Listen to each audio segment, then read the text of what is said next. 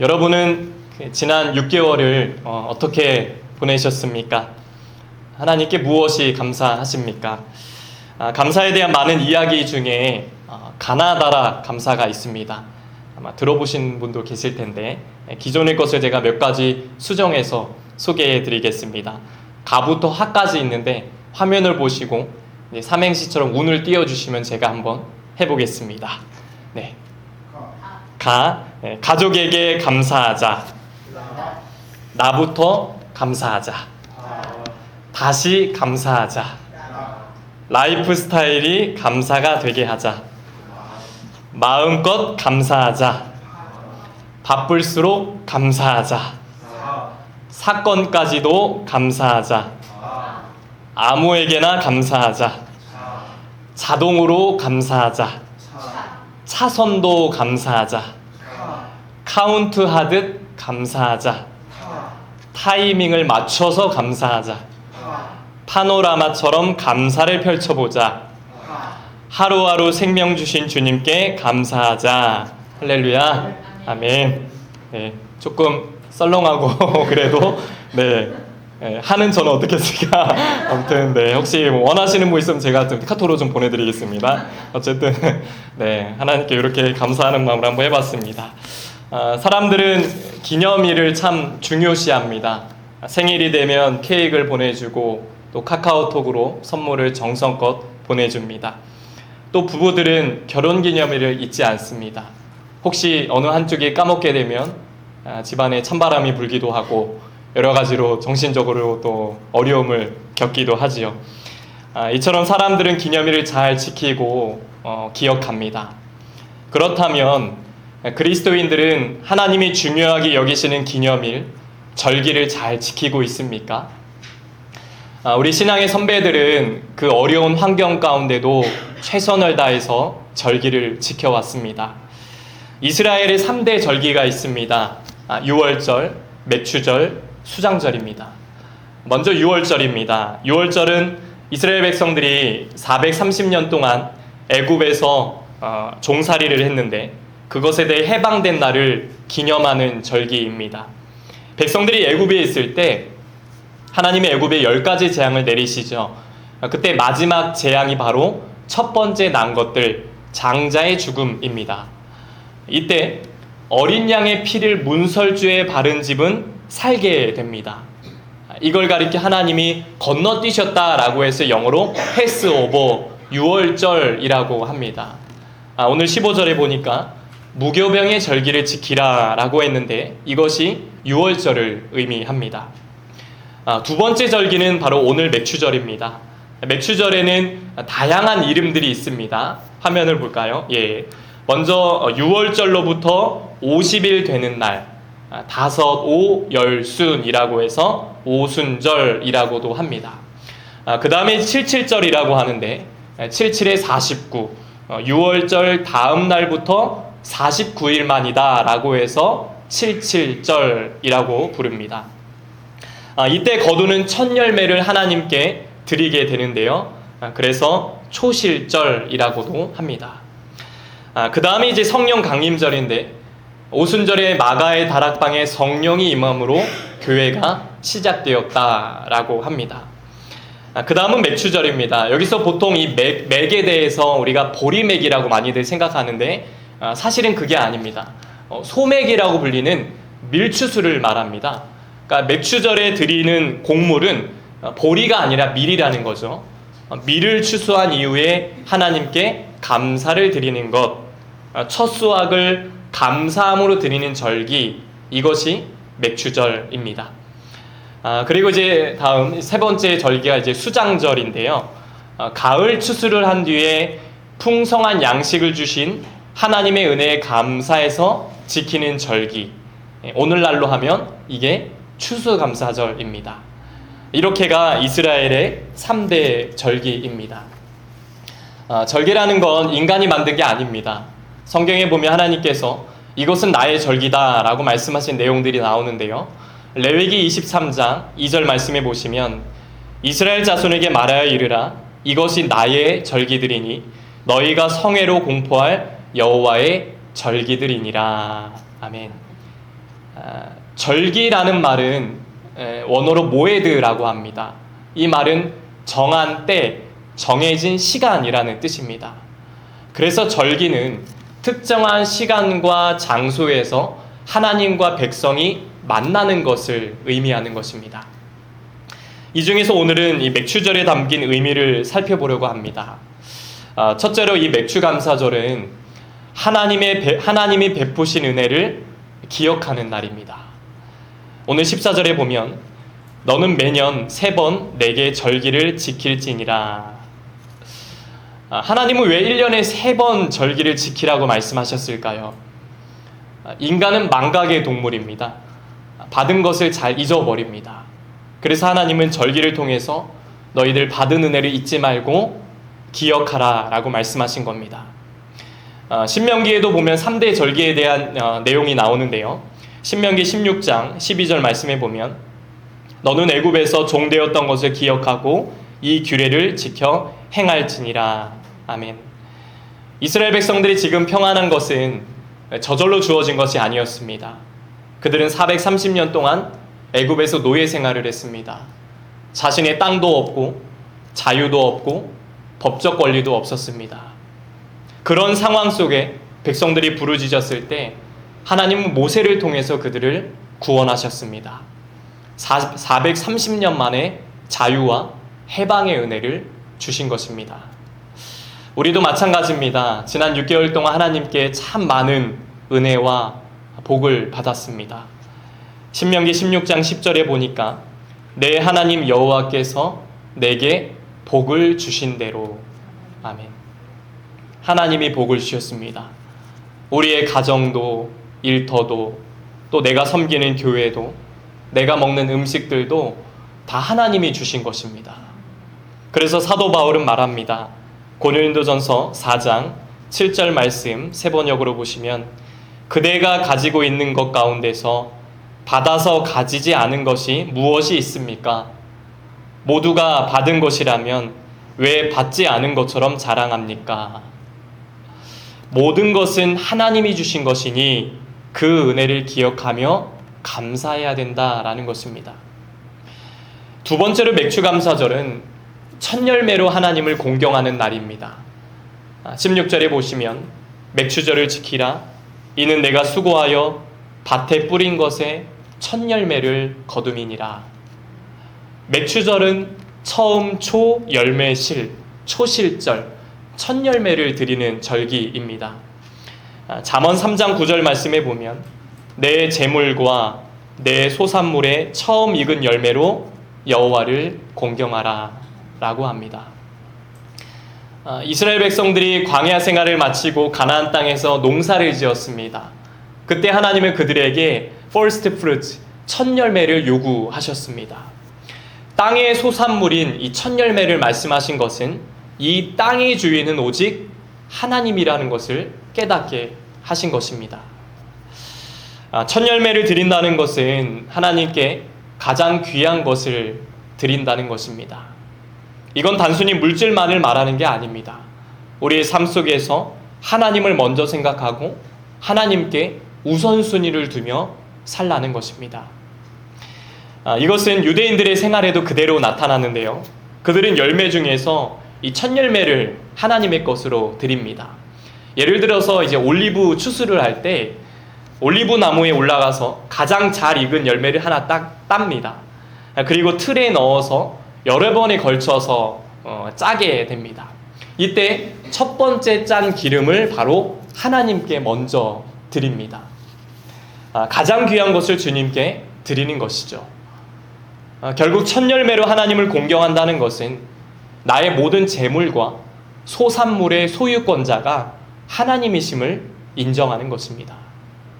하나님이 우리에게 주신 것이니 처음 것을 드려서 감사를 표현하는 것입니다.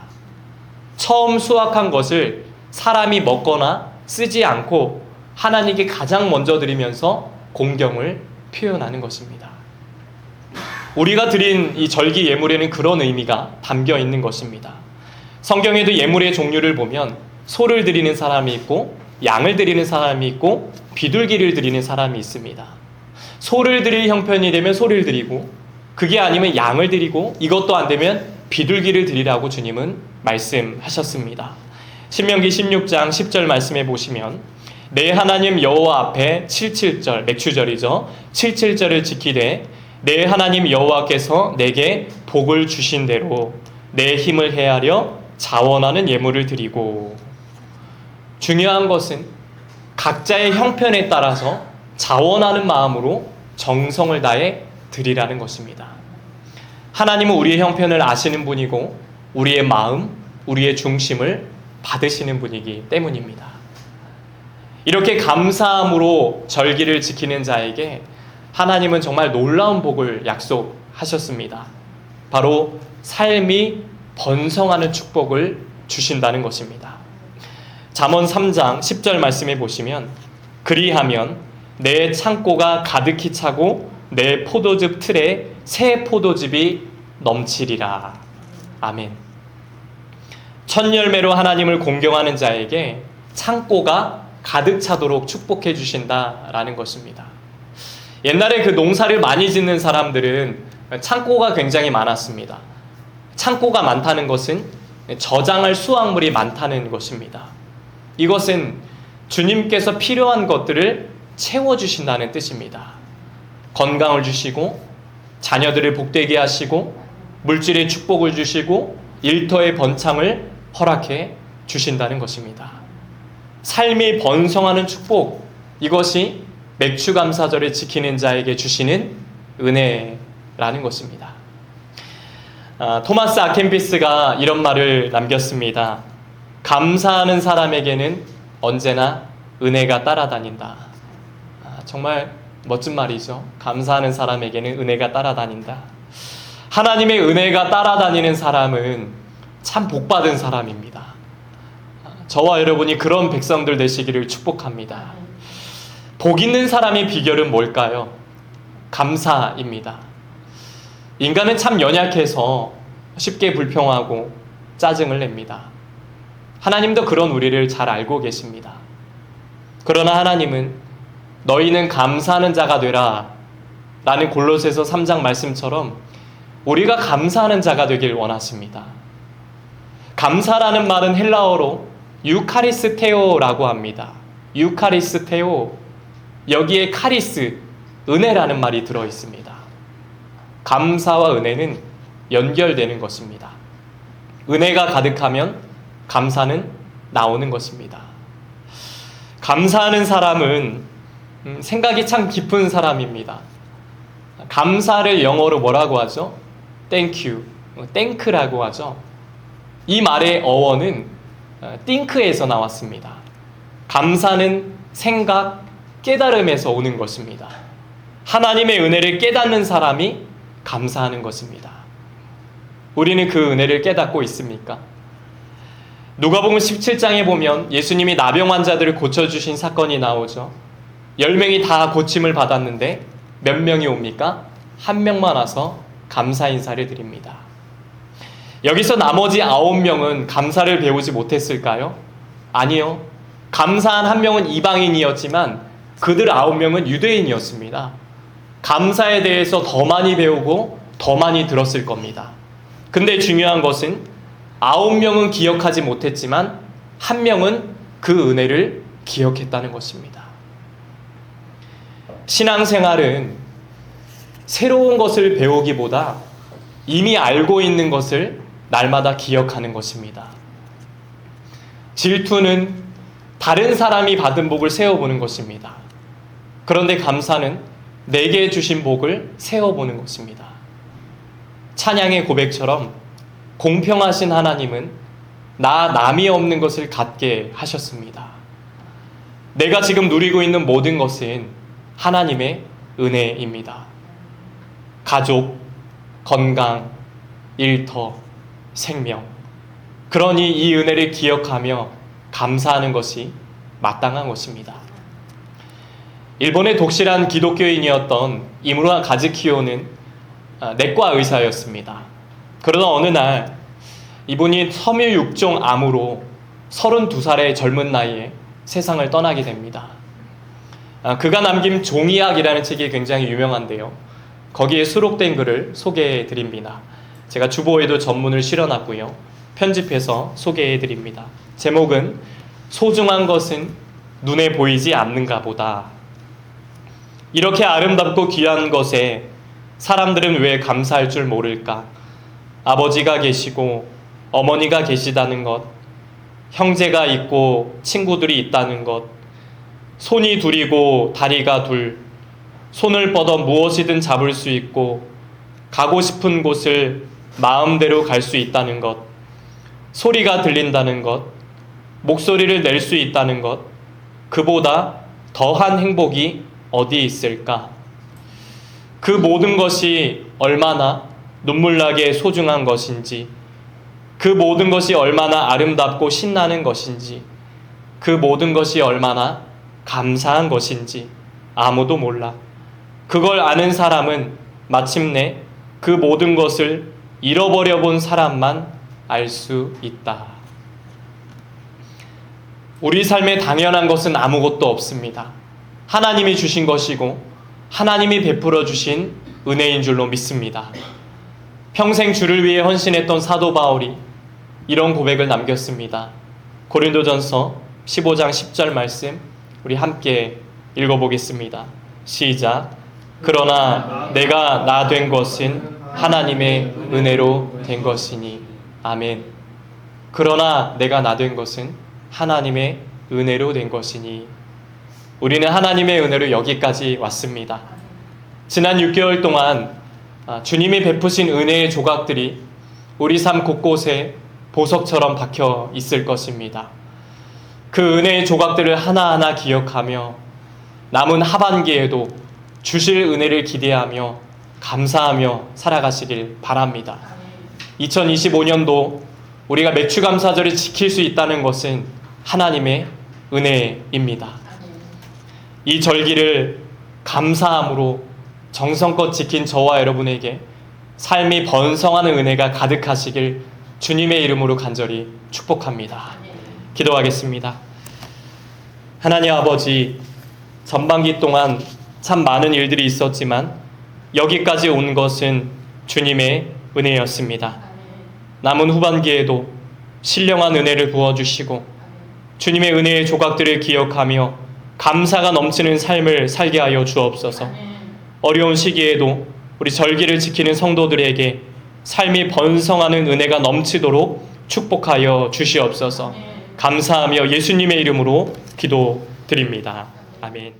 여기까지 인도하신 하나님 감사합니다. 후반기에도 우리의 삶을 인도하여 주시옵소서. 우리 함께 감사하는 마음으로 찬양하겠습니다. 감사하신 하나님, 감사하신 하나님, 에베네셀 하나님, 살아계신 하나님, 에베네셀 하나님, 여기까지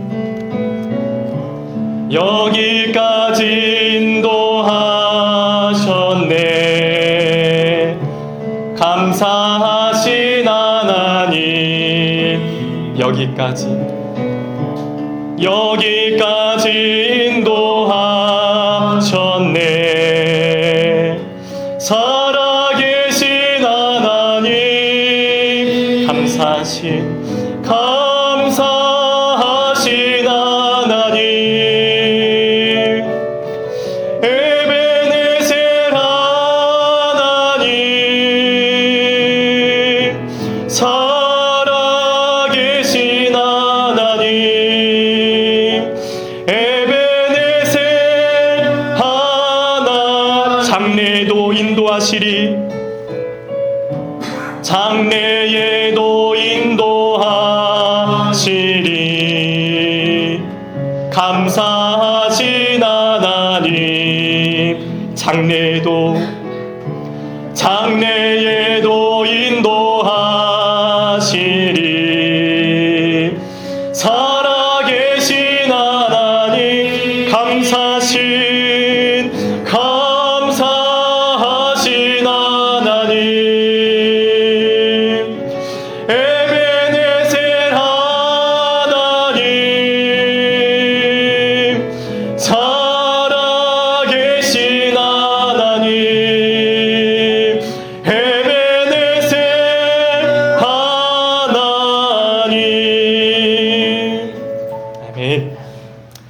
기도하겠습니다. 이제는 우리 주 예수 그리스도의 은혜와 하나님 아버지의 넘치는 사랑하심과 성령의 감화감동 역사 교통하심이 받은 은혜를 늘 기억하고 감사하며 주님의 풍성한 은혜를 누리며 살기 원하는 우리 씨앗의 성도들과 가정과 자녀들과 일터 위에 이제부터 영원토록 함께 하시기를 간절히 축원하옵나이다. 아멘.